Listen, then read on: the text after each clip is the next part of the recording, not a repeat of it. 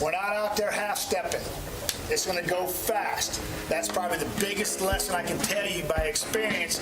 It is going to go fast. So be locked in.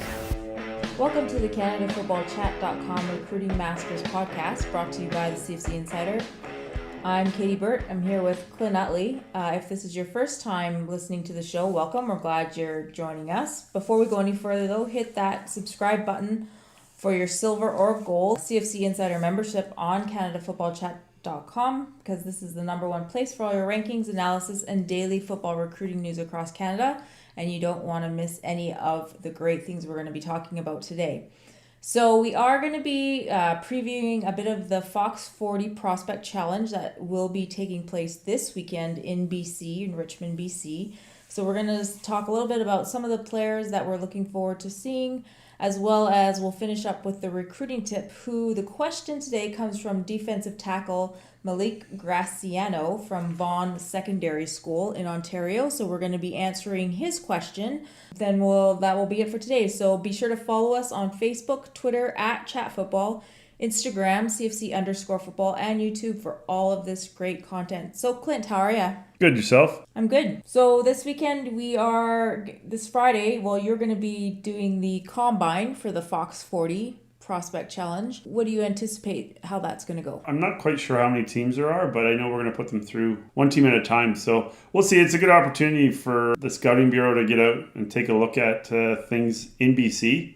And they got a whole bunch of kids coming from out of province too. They got kids coming from Quebec. That being said, I'm going to run the combine. It's always a great a great opportunity for us to see more kids, see kids that maybe we didn't get to see at other events. And then it's also, I'm going to do that or help with that just to standardize the actual testing portion. So we get the same set of scores to tracking football that we would get from other combines in the first round. The FPC is different than the first round, but so that FPC in that first round kind of combines that all the same people did all the same tests, and then that information is passed along. So they'll be doing their 40, their pro agility, the broad jump, and the vertical jump, correct? Yeah, they should have four. There'll be four tests. 4 tests. And then will they also be doing their typical one-on-ones in their individual periods, or is that going to be not as extensive? No, there won't be, that piece won't be part of it. This is just straight up 4 tests, and then they're going to be doing probably some early parts of like team development or some meetings or something like that. This is just combine testing and out. So this is not like the selection camps. Or the first round tryout camps, in that they have a tryout and an indie period and so on and so forth. None of that, from what I understand, will be taking place. It's just like you're going to warm up, you're going to do the 4 tests, we're going to get some solid numbers on you, and then you're off to your next part of the FPC. So then on Saturday is mostly practices, and there's going to be a recruiting seminar going on for Saturday, and Sunday is the games in a round-robin type format. I know with what's going on in the world right now, we do have a mass gathering plan, which is posted all over our website. It's on the menus under the events tab, so parents, please take a look at that. We are fully prepared and following all of the Health Canada rules that are out there and their recommendations for large gatherings. So we are very confident. We have we're quite excited for this weekend. We have a lot of kids coming in from out of province. Yeah, when you folks first told me that, I didn't realize how far they were coming in from. And there's some kids, I don't know much about some of them because they don't have their film up to date or something like that. But there's some kids who have some pretty nice size coming in. So I remember last year when I attended this, I believe it was at the same location. Yep. They actually had kind of an international flavor last year. But I know last year, I found a number of kids who made their way eventually onto the 100 and the 200 lists. So yeah, I have fun at these things too. And you know what? I like seeing kids in the combine setting just to see initial reactions and responses, because it's kind of a place where you have a pretty good gauge of athleticism, and then the numbers back it up. And then what people don't understand or see is you actually see kids' confidence, or maybe they don't have a lot of confidence, and you see that side of it too. And maybe you can mentor them a little bit, but that's also part of it, measuring not just their athletic attributes, but also the way they interact with other human beings and kind of just their general confidence. Well, and it's fun. Like we said, we have over, I believe at last count, there was over 50 kids coming from out of province, as far away as Thunder Bay, or there's a couple from Quebec coming in, and a few from Saskatchewan, a whole ton from Alberta, and I think one or two from Manitoba. So I think it's just a really good opportunity for them also to, learn how to intermingle with the players and kind of just break down those provincial boundaries or borders. No, it's always exciting. And there will be a few kids from this weekend who will, no doubt, whether it's in practice, combine, or in the game, may very well, because it happened last year, get an invitation into the selection round for the TSN game. So you can follow us on our social media for more of this content. On CanadaFootballChat.com, you can look at our rankings that we've been talking about, the CFC 100, the CFC 150, and the CFC 200. The CFC 100 2022 ranking is going to be coming out this coming next Tuesday. So those of you who have been chomping at the bit and direct messaging us constantly about when it's coming out, you can look forward to that. So these are the 2022 kids, so the youngsters. So we're excited to get that out. So we're going to talk about a few of these players that are at the FPC this weekend. Our first one up is Jackson Finley. He's a defensive back from Vancouver College. He's 6'1". We'll just give him the extra half. We will say he's 6'1", 168 pounds. He's a 2023 athlete, but we've seen him play multiple times. I got to see VC play a bunch of times last year, so I realized that he was an underclassman last year. He's a good athlete. If you're getting touches and playing a little bit both ways at VC as a junior, you're doing okay. Well, and he does. He has a frame. And he's a multi-sport athlete. Like he plays basketball and track, I believe. Yeah. So I mean, he's gonna be fine. The film that we did get to watch was pretty good. So who knows? Is he gonna be what was the name of the kid this year? Jason, the Flying Filipino. What was his name? Soriano. Jason Soriano. I wonder. Flying Filipino. I don't know if that's actually accurate, but I'm sorry if that. But anyways, I wonder if he's next year's version of the two-way stud. Anyways, moving on now. Got Andrew Grant. He's a linebacker, 6'2", 210. He's from the Austin O'Brien Crusaders in Alberta. He's another multi-sport athlete. He was the captain of the U15 soccer team that won the provincial gold in 2019. Apparently, he says he's a student of the game and loves to watch film and kind of a take charge player. What do you think about Andrew? I think quite a bit about him actually. I think he pushed his way onto a list after the first round of tryout. I noticed him at the first round of the tryouts for the CFC prospect game. Our next prospect is Sebastian Sibold, an offensive guard. He's 6'5", 335 pounds, a 2023 kid, so like a massive kid, really at a young age. He plays for Mount Doug over on the island. You know what? He's a big body. He does a lot of pancakes. He does a lot of pancakes. Yeah. I think he's pretty excited to come.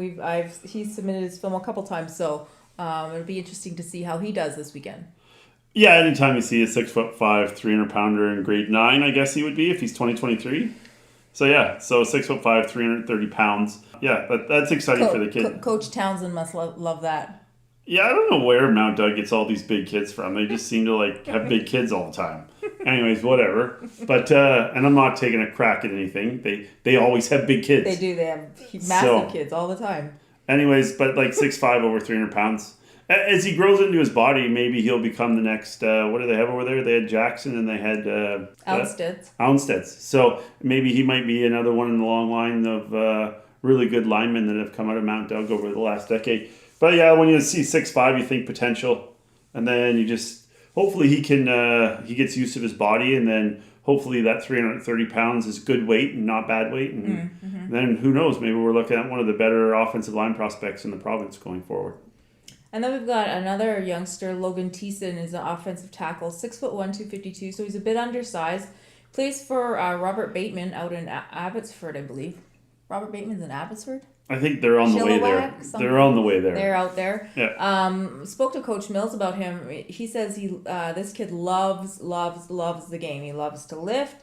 And another kid who loves pancakes. So What's with you and the pancakes I tonight? don't know. I just think that word just is coming out of my mouth a lot. Okay. But this kid actually started for the varsity team in grade 9. Yeah, I think it's funny that we're mentioning him. Like, so obviously he's good enough to play varsity, but it's funny like we've now evolved to the point in Canada where we're like the 6'1", 252 It's pounder too small. is too small in grade 9. So I'm pretty sure there's like half the high schools in Canada, or maybe even 2/3 of them, would be like, I'll take the 6'1", 250 pounder who started every game in varsity as a grade 9. Right. But anyways, good for Thesa. I'm interested to see these kids too, right? Anyway, like I love hearing stuff like that. He started in varsity in grade 9, and he loves to lift. Like, Yeah, you know Coach what? Bill says he loves it. Yeah, so it's like maybe he'll hit a growth spurt between 9 and 12, you know, and if he doesn't, he only gets to 6'2" or 6'3", well then maybe Thiessen is not going to be a tackle. He's going to be a guard or a center and probably still be a mauler and a really good football player. And I mean, Bateman does a good job with their kids. They're trying to build up that program, and so it'll be interesting or exciting to see what he does this weekend. We've got Tariq Brown, a defensive back, 5'11", 175 pounds, from out in the interior, Kelowna, with the Owls, with old Coach Cartwright out there, who does an awesome job with his program. Brown had he was in the top 5 for the scores for the broad jump in the first round. Yeah, he stuck out. He was at the tryout in Surrey, correct? Mm-hmm. Did a really good job. I noticed him on film last year when we were watching. There's one or two other Kelowna Owls, because Coach Cartwright seems to be getting some athletes up there in Kelowna there, eh? Anyways, he popped out on film during the following this last season. We kind of saw him play on film, and then he followed it up with He had a pretty good tryout. solid performance. Yep. And then we've got Cole Bunting, so another Mount Douglas Ram, 6'1", 225. What do you like about him? For me, Cole, I just like the way Cole plays inside linebacker. He's a tackling machine. And he seems to read and get to the ball fast. So, I mean, he jumped out at me. Maybe it was a game where Mount Doug upset Vancouver College in the provincial playoffs 2 years ago.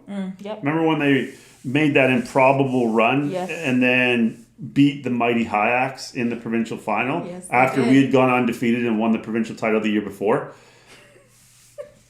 Anyways. You're so full of yourself. I'm joking. Anyways, sort of. Anyways, when I watched him play against Vancouver College in that game, because we had to break down the film, he was awesome. So, and then you can just see, you'll see, an inside linebacker is dominant when they are not just doing the regular things and like running the defense and making the calls and the checks and stopping the run and playing the screen and playing the draw. I used to play with a linebacker. But they're also making like impact plays, which he does. He's not just a tackling machine. He's a like tackle for loss machine. Yeah, he's an exciting player to watch for sure. Is he really 6'1", 225? That's what it says. I will see that on the weekend there, Cole. I think Cole's one of the few kids in the class of 2021. Like as of 2 years ago, he was already getting U Sports offers. So that's how good he is. So yeah, Cole will probably be the top inside linebacker prospect in BC next year. And then we've got an offensive tackle, 6'6", 280 pounds, Evan Rollick. He plays for Seaquam. So this kid is also a multi-sport athlete, and surprisingly, he was the MVP for his basketball team. He's a pretty intense kid, and he loves physical contact. He's one of the ones that came through the tryouts here in BC. So not our Surrey tryout, but one of the FPC tryouts. And Coach Jeremiah was raving about him like 2 or 3 months ago. And what's there not to rave about? 6'6", 280 pounds, and he's a hoopster. Like, hello. So I mean, yeah, I'm excited to see him. He'll no doubt will stick out at 6'6" as well. Who was the Pitt Meadows CFC 100 2-3 years ago? Who was super raw but was a really great basketball player? Oh, he's the left tackle at UBC right now. What's his name? What is his name? We're just bad with names tonight. What was his name? I was thinking about him at the 6'6", 280 pounds. He was a really good player, but he was just raw as a football player. We actually had FBS schools calling about him. Yeah. And they just weren't willing to pull the trigger on a kid who had never gone to a camp or a combine or had never played like a higher level of football. Not that playing high school football isn't the higher level, but like just in that other setting. So yeah, I'm trying to think of his name right now, and it's not coming to me. It's gonna bug you. I am. You're, Oh yeah. You're searching it. You're searching. I'm searching my you're computer right searching now, it and for I'm it gonna right now. I'm gonna have it for you before we move on to the next or after the next player. So we've got Lyndon Williams. He's a receiver. Another Mount. What did you put the whole Mount Doug team on here? Or what? Well, he has athletes. Like, there's just no way around it. 6'1", and you know what? Coach Townsend sends his kids over to our camps all the time. Yeah, he does. He's always sending his kids out Well, a lot of his kids go to a lot of things. Giovanni Manu. Yes, that's it. Giovanni Manu. Okay. Anyway, Lyndon Williams, receiver, 6'1", 170 pounds, Mount Doug player. What do you like about Lyndon? Lyndon's just athletic. He jumped out last year at the FPC, and then we came to the realization that he runs track and field. And then, and that's kind of where it all started. So I'm curious to see. I didn't really kind of track Mount Doug this year just because of the way our high school season went. We had our own issues. Anyways, but usually I track all the other teams pretty closely. I didn't this year, but so I don't know what kind of year Lyndon had. I know we played against them, and I didn't really kind of pick up on him there. But he's 6'1", 170, and he runs track. So like those are two pretty good starting points. And he lit it up last year in the FPC. He did, I actually watched him there. Yep. So yep. And then we've got defensive end Dawson Horde. He's 6'6", 190 pounds. From St. Pat's. What do you think about him? He went to I believe he went to the first round Winnipeg selections. It's the Thunder Bay kid, is he not? Yeah, so I'm curious to see like the 6'6" part. I think there was another kid from Thunder Bay too. There's two coming. Yeah, so I mean, but I'm curious about the 6'6". You know, is that a frame that's going to fill out? Can he run well? So on and so forth. So we're going to see that actually in the combine portion. So I'll get to see it firsthand. So he's at 2022 too, so he's got a ways to go. Yeah. So he's only in grade 10. And you're 6'6" in grade 10. I'm in. Take a long hard look for sure. And then we've got our last player we're going to talk about is Miltiadis Koulelis, running back, 6'2", 210. Mount Doug again. He was the defensive MVP for the underclass in our FPC last year. So he did a pretty good job, and I'm excited to see if he'll follow that up this year. Well, he was a big linchpin in the Mount Doug. Didn't they win the JV championship this year? Mm-hmm. I think he's like is he not the MVP or the... I don't know. I didn't follow. I just saw that they won. Yeah, grade 10. He's 6'2", 210 pounds. Anyways, we noticed him last year. He jumped out. Watched his huddle film after this season. He jumped out. So I'm curious to see just exactly what's going on with the 6', 210. Like the Rams. They're loaded for next year. Anyways. I said you better watch out for them. They're going to be the team to watch, but I've said stuff like that before, and it hasn't always turned out so well. You have a pretty good track record. As long as you're not betting against the mighty Hyaks.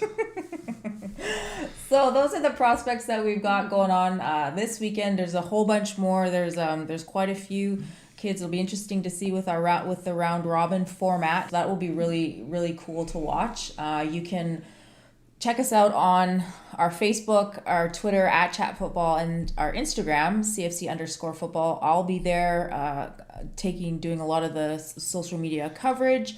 So you can follow us for all that live stuff starting Friday night. So the recruiting tip of the day is a question from, like I said, defensive tackle Malik Graciano from Vaughan Secondary School in Ontario. And this was the question that he asked us. What is the number one thing you guys look for in a student athlete? What makes a player stand out? And what attributes do you wish more players had? And how can I help younger guys on my team prepare for the next level of recruitment and skill-wise? So, I mean, there's quite a few questions in that one question. Mm-hmm. So we're going to touch on all of those aspects. Very interesting that his last question, how he can help the younger guys on his team. That really is a pretty cool thing to want to know. Yep. That actually says a lot about him, I think. It does. It certainly does. There's a lot to unpack in that question, or that group of questions. The fact that he's kind of shows you he's a bit of a leader in the sense, or the fact that he asks about the younger generation coming up, how he could mentor them. So that's pretty cool for sure. So this first one, what is the number one thing you guys look for in a student athlete? We have this very question in our recruiting tips on CanadaFootballChat.com. We have a whole slew of articles you can read with all of this great advice from our experts.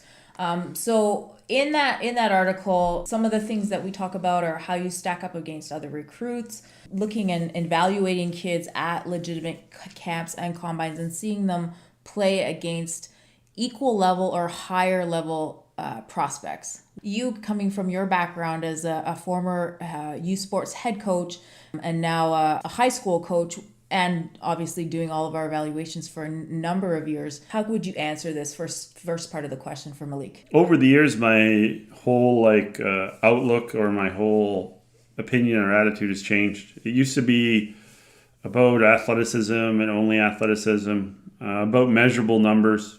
And then it just are they freaky and twitchy? Are they freaky and twitchy? Are they athletic? I think to play at a higher level of football, so beyond high school, there has to be a base level there. There has to be a certain level of talent. Most kids will probably have that, or the lunch bucket kids. You're going to have your blue chippers. You're going to have your kids at the different tiers of their talent or their possible ceiling. But I would say now that I've gotten older and I've seen it, and you get to see it firsthand. You get to see it, for example, in the NFL, where the New England Patriots, they don't have all the best athletes. What they have is work ethic, and then they have their team buy-in, their culture. Yeah. So I mean, for me, the biggest thing, say all athletes were equal, which they're not. I get that, but say you have your cutoff for what type of athlete's going to make it to the post-secondary or to university football. If there's two things that I look for beyond that, I would say is a young person's competitive nature. So how confident are they when the crap hits the fan or when they're put into a competitive scenario or situation? So are they going to battle? Are they going to be resilient when they get knocked down? Are they going to come out of the gate flying and do what's needed to be done or do their job within the concept of the team? So I would say the competitive nature piece is huge. So how hard are you willing to compete to make sure your team reaches its goals? So competitive nature would be my thing. My next thing is character. I think character is becoming bigger and bigger and bigger, especially now that I've taken a few years away from, say, youth sports or university football. And I've looked at it from different perspectives, a high school football coach. I've looked at it from that perspective. Mentoring men at a younger age, mentoring students at a younger age. I've also had 7 years now in the reserves. So now I have a pretty solid military understanding of the military now as an infantry officer. So I've learned that character is a huge thing. As an infantry officer, you have to be above reproach. I think that's kind of a lot to ask from a young athlete, but character's huge. Character, I think, trumps a lot of things now. And I think there's a lot of coaches out there that would agree with that. If you have all these athletes and they're not uber competitive and they don't have character, I don't think you're going to win as many championships as you should or as many football games. Just look at teams I would say in the NCAA, LSU was the most talented team and they won, rightly so, but they had the culture rolling for them this year. They did. They had that. Yeah. They were on the magic carpet ride and nobody's taking them off. And then you see a team like Clemson. Clemson has fantastic football players, obviously, fantastic everything. But there was games where they were outmatched or overmatched, and they stayed in them and they battled. When they came back and won, there were a couple. The Ohio State quarter ones. Yeah, there was a couple games where they came back and won, and that goes back to the character piece. Don't tell me their quarterback doesn't have character. You know what I mean? And don't tell me that even though they have these fantastic athletes on defense, the linebacker that just ran the 4-3 whatever. Yeah. But yeah, if you hear these guys do Isaiah Simmons. But if you listen to those guys do interviews during those pre-games, maybe not post-games but pre-games, they're dialed in. They're not just ridiculous athletes, but they're actually, if you listen to them, they sound like a team that has a culture and there's a complete buy-in. So for me, it's competitive nature, the willingness to compete, and just straight up character. So that aside, say you can judge that because you've watched them in person or you've seen them at camps or combines or you've gotten to know them, through a relationship, social media. The coaches and recruiters seem to be using a lot of Twitter these days to do that. Outside of that, if it's just a quick, you have 5 minutes and, Malik's asking what makes a player stand out. What What can he do to make himself be the person where you say, oh, okay, who's that kid? Well, if that's the case, you know what? And there's guys who do this in Ontario at certain spots. But like, if that's the case, if you're just talking about the visual piece, well, then you need to be fit. You need to be crazy fit. You need to be in shape. You need to go to events where when you're asked to run a 40, you got to have your technique down so well that even if you ran a slow 40, it looks like a fast 40. Your technique looks good. Yeah, because your arms were going, your start was right. Yep. And then you got to get into these other things and you got to excel, whether knowing how to run a T-test correctly. I would say that 80% of the kids who run the pro agility, they don't know what they're doing. Broad jump's easy, vertical's easy on a vert mat especially, but you need to show up and you need to be ready for those tests. So if you actually weren't prepping for those tests, you're not helping yourself then. So if we're talking straight up just the eyeball test and the combine stuff, well, then you need to be ridiculously fit and you need to light up those tests. And maybe you're not a huge numbers guy, but you have to light them up from a perspective of your technique. So we watch a lot of film. What you give it, I think you give it 45 seconds. I give it a little bit more. What's going to make a kid pop up there? What are you looking for? When I watch film, the longest it'll go, if a kid doesn't have me within you just said it, if he doesn't have me in under a minute, probably not gonna capture me. So it's either gonna be some, and then in regards to say a kid grabs your eye, then it's gonna be quickness, it's gonna be explosiveness, and the word that you always hear people kicking around nowadays is twitchy. They have to be twitchy. So I remember 3 or 4 years ago when we watched Aaron Armitage come out of his stance, we were calling it back then. We're like, oh yeah, he's going.